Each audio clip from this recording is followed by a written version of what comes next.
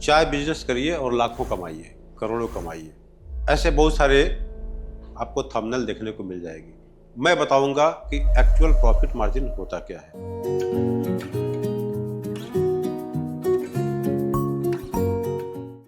नमस्कार, मैं हूं जेपी शर्मा। बहुत बहुत स्वागत है हमारे यूट्यूब चैनल चाय गुरु में। बहुत लोगों का कमेंट था कि सर इसमें क्या मार्जिन होना चाहिए, क्या प्रॉफिट होना चाहिए। ऐसे प्रश्न तो आना स्वाभाविक है। बड़े बिजनेसमैन तो चलो उनको सारा ज्ञान है, वो कर लेते हैं। उनको पता है कि एक प्रोडक्ट को हम जब बनाते हैं, उनकी मैन्युफैक्चरिंग कॉस्ट आती है, तो उसकी एमआरपी क्या रखना चाहिए, क्या क्या खर्चे हैं, उनको सारा पता है। तो छोटा सा बेसिक नॉलेज दूंगा और आप लोग बता दूं कि यह जो अकाउंट वाली बात है मेरे समझ से थोड़ी बाहर है। कोशिश करूंगा कि मैं आपको समझा पाऊँ। मेरा फील्ड है चाय को लेकर के, चाय में एक्सपर्ट हूँ, ना कि अकाउंट्स वगैरह में। तो ये आपको भी थोड़ा अपना कॉमन सेंस लगाना है, समझने की कोशिश करना है कि क्या क्या खर्चे कहाँ आएंगे, किन खर्चों में कितनी कटौती कर सकते हैं और उसकी अंततः क्या एमआरपी रखेंगे, ये आपको भी थोड़ा समझने की ज़रूरत है। बिजनेस का मतलब ही है प्रॉफिट। बिजनेस में लाभ कमाना ऑथेंटिक तरीके से, ईमानदारी से, एक एथिक्स के माध्यम से। अगर लाभ नहीं कमा रहे हैं तो फिर बिजनेस करना बेकार है। तो बिजनेस का पहला उद्देश्य है लाभ कमाना। तो कोई भी बिजनेस करते हैं, चाहे वो चाय का बिजनेस हो, लाभ कमाए। लेकिन बहुत लोग बोलते हैं लाखों कमाओ, करोड़ों कमाओ, इतने में लो, इतने में बेचो। ये क्या मतलब बनता है? बेचना सबसे बड़ी बात है। आप चाहे 1 रुपया कमाओ, कोई फर्क नहीं पड़ता है। अगर बेचना जानते हो तो 1 रुपया भी आपके लिए बहुत बढ़िया मार्जिन हो सकती है। बेचना नहीं जानते हो तो 50 रुपये किलो का मार्जिन भी आपके लिए बेकार है। तो क्वांटिटी में काम करना होगा, बेचने पे फोकस करना होगा। प्रोडक्ट बना दिया, उसके बाद से सेल पे ज़्यादा फोकस करना होगा। तो हम बात करेंगे आज profit and margin in T business. चाय व्यवसाय में क्या लाभ है, क्या लाभ होते हैं। हाँ, इतना जरूर है, इसमें बहुत अच्छी खासी पैसे कमा सकते हो अगर आप ठीक ढंग से करते हैं, प्रॉपर तरीके से करते हैं तो। क्योंकि ये जो है ना, फास्ट मूविंग प्रोडक्ट है। आज हम एक पैकेट चाय लाए, अपने घर में यूज़ किए, फिर जो है 10 दिन 12 दिन बाद फिर एक पैकेट लाएंगे या 1 महीने बाद लाएंगे। तो ये डेली मर्रा की ज़िंदगी है। मतलब रोज़मर्रा जिसको बोलते हैं, मैं डेली मर्रा बोल दिया।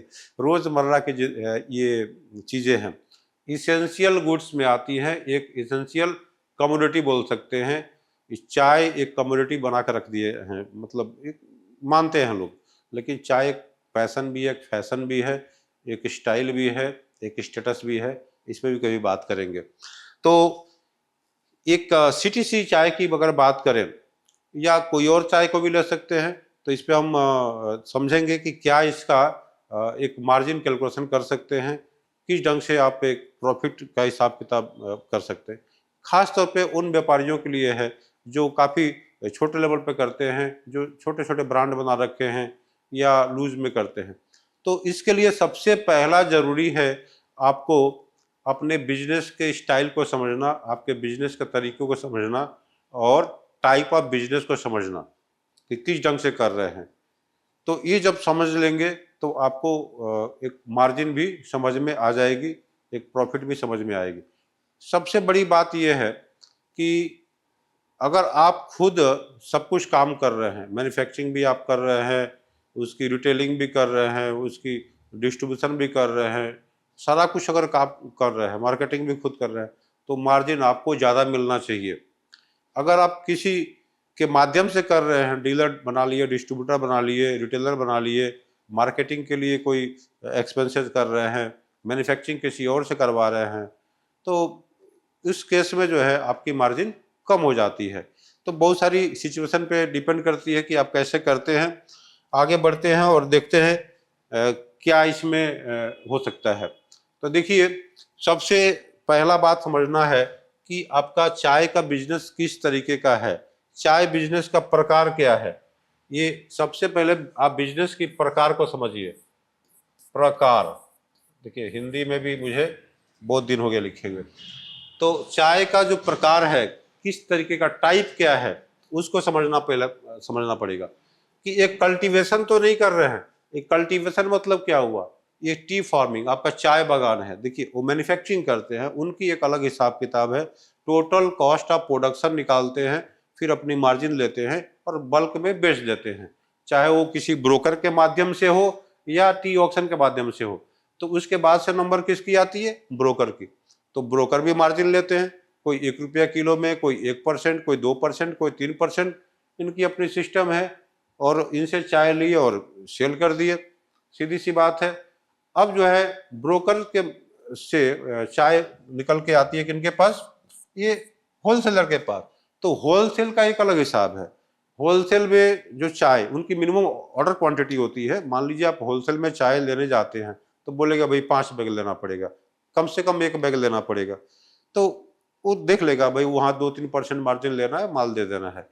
तो इनकी अलग हिसाब किताब है, ये कोई मतलब नहीं बनता है। लेकिन ये वाला जो बात है ये काफी इंपॉर्टेंट है, T blending and private labelling. भाई टी ब्लेंडिंग करते हैं फिर प्राइवेट लेबल करते हैं, जैसे टाटा अग्नि है, ताजा है, हिंदुस्तान लेबर के बहुत सारे ब्रांड है, बाग बकरी है, सोसाइटी है, बहुत सारे नवचेतन, नवरंग, बहुत सारे ब्रांड है जो एक फेमस ब्रांड है, और छोटे मोटे लोकल ब्रांड भी हैं। तो बहुत सारी चाय यहाँ पे ऐसी है कि उन चाय को परचेज करते हैं, ब्लेंड करते हैं और एक पैकेट में दे देते हैं, कंज्यूमर पैक बना देते हैं, चाहे वो 5-10 रुपये वाली पाउच हो या 100 ग्राम की हो या 250 ग्राम की हो, 1 किलो की हो, किसी भी शेप साइज में और किसी भी वेरिएंट में वो बना देते हैं। तो इनकी बहुत सारी वेरिएशन भी हो सकती है, बहुत सारी शेप साइज हो सकती है। वेरिएंट का मतलब हम 200 रुपये वाली 200 वाले भी चाय कर दिए, 300 वाली भी एक बढ़िया चाय कर दिए, एक 500-600 वाली और बढ़िया चाय कर दिए, तो ये हो गया वेरिएंट। ठीक है, जैसे आप किसी शॉप पे जाते हो एक टी शर्ट खरीदने, तो 100 रुपये वाली टी शर्ट में भी कई साइज अवेलेबल है, 500 वाली टी शर्ट में भी कई साइज अवेलेबल है, कई कलर अवेलेबल है, उसी ढंग से 1000-2000 वाली में भी कई साइज और कलर अवेलेबल है। तो इसी तरीके से चाय का भी बात है कि आप अपना लेबल बनाते हो, अपना ब्रांड बनाते हो, तो उसके लिए क्या शेप साइज रखोगे, जैसे टी शर्ट की है उसी ढंग से यहाँ पे कितनी क्वालिटी की रखोगे, क्या उसकी साइज होगी। ठीक है, अब इस पे हम ज़्यादा आज बात करने वाले हैं कि ये जो टी ब्लेंड वाला जो बात है, बात समझिएगा, ये टी ब्लेंडिंग और प्राइवेट लेबलिंग, पहले ब्लेंड करेंगे, वो मैन्युफैक्चरिंग आएगी, जनरल मैन्युफैक्चरिंग, फिर अपने पैकेट में पैक करेंगे, कोई क्या हो गया, एक लेबल की बात आ गई। थर्ड पार्टी से भी करवा सकते हैं, खुद भी कर सकते हैं, इसके लिए बहुत सारी ज़रूरत होती है। लेकिन बात यहाँ पे हो रही है प्रॉफिट मार्जिन की। बहुत सारे व्यूअर्स की कमेंट थी, काफ़ी दिनों से कमेंट था, और ये मैं भूल जा रहा था, तो मैं सोचा चलो इस पर बता दूँ एक बार। एनीवे, दूसरा एक बात है टी कैफे या मॉडर्न चाय लॉन्ज। ठीक है, टी कैफे का भी बिजनेस काफ़ी अच्छी ट्रेंड में है, और कई एरिया में कई लोगों का कई कई कैफे है, 400, 500, 700 कैफे फैले हुए हैं, और ये क्या करते हैं, सेंट्रलाइज प्रोसेस करते हैं, उनकी दूध, चीनी, मसाले जो भी कुछ देने हैं वहाँ से सप्लाई करते हैं, तो उस पर वो मार्जिन कर लेते हैं। फिर जो है ये सारी प्रोडक्ट सप्लाई करते हैं, एक सिस्टम देते हैं, अपना ब्रांड नेम देते हैं, मार्केटिंग करते हैं, और क्या करते हैं, एक फ्रेंचाइजी दे देते हैं, इनकी फ्रेंचाइजी आ जाती है। तो फ्रेंचाइजी का एक जो है उनकी एक इनकम जो है वो अलग देते हैं, भाई इतना % आपको दिया जाएगा, इतना इन्वेस्टमेंट होगी, लेकिन इनकी जो है मार्जिन एक अलग से आती है, फ्रेंचाइजी फीस के थ्रू आ सकती है। फिर जो है अपने जो प्रोडक्ट को सेल कर रहे हैं वहाँ से मार्जिन आती है, और उनकी ब्रांड तो है ही है, और यहाँ से जो सेल होती है तो उस सेल पे सर्टेन % फ्रेंचाइजी को देंगे, बाकी % उनके पास आएगी। तो एक तो ये हो गया। और देखिए ये जो रोड साइड जो चाय टपरी वाले हैं, टी स्टॉल वाले हैं, रोड साइड टी स्टॉल या चाय किसको बोलते हैं, तो ये जो है बहुत सारे फैले हुए हैं, इनकी एक अलग हिसाब किताब है। ये किसी होलसेलर से, रिटेलर से या कोई ब्रांड वाले से चाय परचेज करेंगे, चाय बनाएंगे, बेचेंगे, तो इनकी मार्जिन अलग हिसाब किताब है, चाय पत्ती के ऊपर मार्जिन, चीनी के ऊपर मार्जिन, दूध के ऊपर मार्जिन, मेहनत करने का मार्जिन, सब पे जो है उनकी मार्जिन बचती है, और इनकी % अच्छी खासी होती है, इनका एक अलग हिसाब है। अब ऑनलाइन स्टोर कोई खोलते हैं, आप ई कॉमर्स के थ्रू ऑनलाइन चीज सेल करते हैं, तो उसका एक अलग हिसाब किताब है, वो भी एक रिटेलिंग भी हो सकता है, होलसेल भी हो सकता है। तो खासतौर पर रिटेल की बात हो रही है, तो ये देखते हैं कि भाई शिपिंग खर्चे कितने हैं, क्योंकि वहाँ डीलर डिस्ट्रीब्यूटर तो गायब है। तो देखते हैं कि पैकेजिंग का खर्चा क्या है, उसको शिपमेंट भेजने का खर्चा कितना आ रही है, उस पे जो प्लेटफॉर्म की जो फी है, जैसे अमेजोन पे या फ्लिपकार्ट पे या बिग बास्केट पे कहीं भी बेचते हैं, तो देखते हैं वो कितना चार्ज कर रहे हैं। तो ये सारी खर्चों को जोड़ने के बाद से एक एमआरपी तय करते हैं। फिर उसकी वियर एंड टियर के भी हिसाब करते हैं, कोई रिटर्न आ गई तो क्या होगा, या कोई लॉस होती है तो क्या होगा, पेमेंट कितने दिन में सेटलमेंट होती है, बहुत सारी चीज़ों को कैलकुलेट करके उसकी एमआरपी सेट करते हैं। एक्सपोर्ट का हिसाब किताब अलग है, कोई फॉरेन बायर से क्या रेट में बात हुई, उनसे डील बात किए, इंडियन करेंसी में कैलकुलेट कर लिए कि इतने की चाय होनी चाहिए। मतलब बहुत सारे उसके शिपिंग खर्चों वगैरह को, जो कस्टम ड्यूटी वगैरह है, सब कुछ माइनस करने के बाद से कैलकुलेट करते हैं कि इतने रुपये में चाय देने से हमारा कुछ बचेगा। तो सीधा सा हिसाब है। टी रिटेल भाई टेंशन फ्री बिजनेस है, कोई दिक्कत नहीं है, इतने में खरीदेंगे, इतना रखेंगे, बेच देंगे। ये खुदरा भी हो सकता है और किसी की ब्रांड में भी हो सकती है।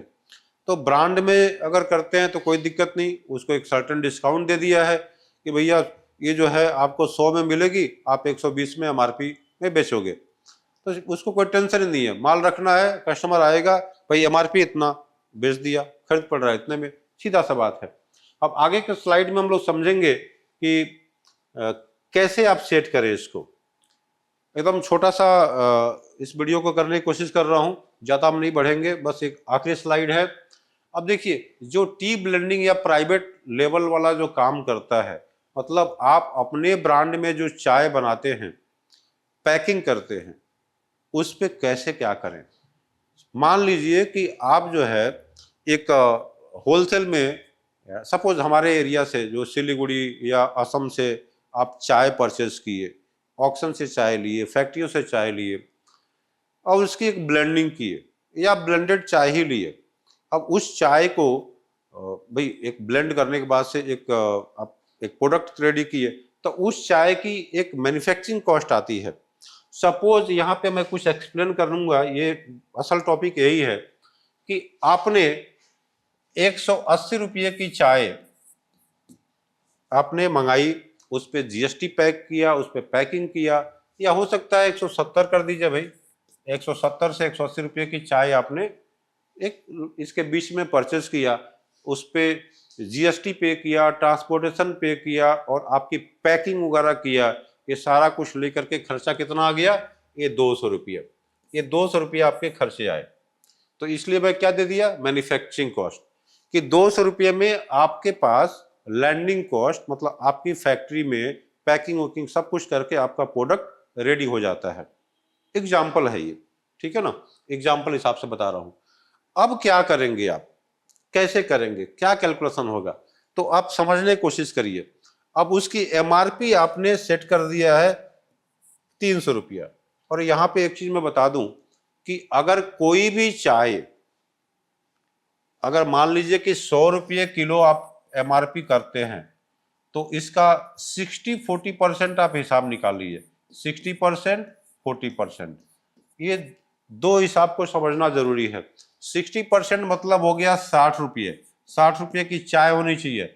40 रुपये जो है यहाँ पे क्या होना चाहिए, सारे खर्चे होने चाहिए, चाहे जीएसटी हो, ट्रांसपोर्टेशन हो, आपका मार्जिन हो, सारे खर्चे उसी में शामिल होना चाहिए। तब जाके कस्टमर को सेटिस्फेक्शन मिलेगा, वो समझेगा भाई 100 रुपया हमने दिया है तो कम से कम 60 को तो चाय दो। ऐसा नहीं कि आप 30-40 की चाय दे दिया और 100 रुपया ले लिए, कस्टमर बोलेगा बकवास चाय है, चाय दोबारा बिकेगी नहीं। पहले ही बताया था, फास्ट सेलिंग प्रोडक्ट है, बढ़िया चाय दोगे, मार्जिन कम रहेगी तो बार बार बिकेगी। और एक कस्टमर अगर आपको 5% भी अगर लाभ देता है, तो अगर साल भर में 12 बार खरीदता है तो 60% आपको मिलती है। तो इसको समझना जरूरी है। इसी ढंग से 200 की होती है तो 120 रुपये की चाय और 80 रुपये के खर्चे सारे जो है आपको इसमें अंदर डिस्ट्रीब्यूट करने होते हैं। तो आप समझिए यहाँ पे कि एमआरपी आपने 300 रुपये सेट कर दिया और आपके खर्चे कितने हो रहे हैं, 200 रुपये आपके खर्चे आ रहे हैं, तो आप क्या करेंगे, एमआरपी उल्टा चलना पड़ेगा। एमआरपी के ऊपर में 15% मतलब डिस्काउंट किसको देते हैं, रिटेलर को। बड़ी बड़ी कंपनियां यहाँ पे 10% तक देती है सीटीसी की चाय में, लेकिन आपकी जब लोकल ब्रांड है तो आप यहाँ पे क्या करोगे, 10 के जगह पे 15% कर दोगे। तो एमआरपी से जब 15% डिस्काउंट उसको दोगे तो कितना होगा, 255 रुपये में मिलेगा रिटेलर को। अगर किसी डीलर को अपॉइंट करते हो, डीलर के थ्रू चाय बेचना चाहते हो, तो 15 रिटेलर का और डीलर का 5%, तो ये जोड़ करके उसको 20% डिस्काउंट दोगे तो 240 में उसको चाय जो है क्या होती है, देनी पड़ेगी। अब उसी ढंग से डिस्ट्रीब्यूटर भी अपॉइंट करते हो तो वहां पे क्या होगा, 15 5 20 प्लस 2 22 हो गया, तो 22% डिस्काउंट इसको देनी पड़ेगी, मतलब 234 में डिस्ट्रीब्यूटर को चाय दोगे और उसके बाद से आपकी जो है 34 रुपये की यहाँ मार्जिन आ रही है, तो 34 रुपये में आपकी मार्केटिंग खर्चे हैं, आपकी प्रॉफिट है, ये सारे खर्चे उसी में है, ट्रांसपोर्टेशन के खर्चे हैं, मतलब सारा कुछ उसी में आपको हिसाब किताब करना पड़ेगा। तो यहाँ पे एक चीज समझने की जरूरत है कि आप चाहे किसको दोगे, डिस्ट्रीब्यूटर को। 2%, 5%, 15%, पहले बताया एग्जाम्पल है, ये उदाहरण है। तो ये सारी चीजों को ऐड करके डिस्काउंट मारोगे, दे दोगे किस पे, एमआरपी पे।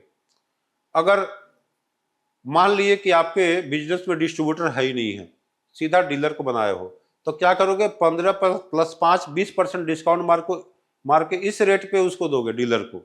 ऐसा नहीं कि उसको कम कर दोगे। अब चूंकि डिस्ट्रीब्यूटर वाला काम आप कर रहे हो तो आपको मार्जिन बढ़ेगी उसकी।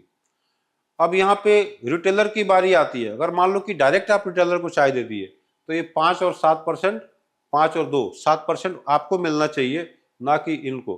तो 15% डिस्काउंट दीजिए, सीधा इनको चाय दे दीजिए।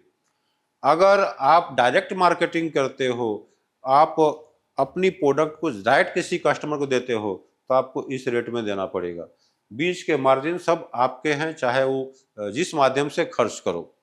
तो यहाँ पे समझने की जरूरत है कि आप अपना मार्जिन को इंक्रीज करते हो तो ये सारी चीजों को आपको करनी पड़ेगी। आप ही डीलर हो, आप ही डिस्ट्रीब्यूटर हो, आप ही रिटेलर हो, सब कुछ आप ही हो।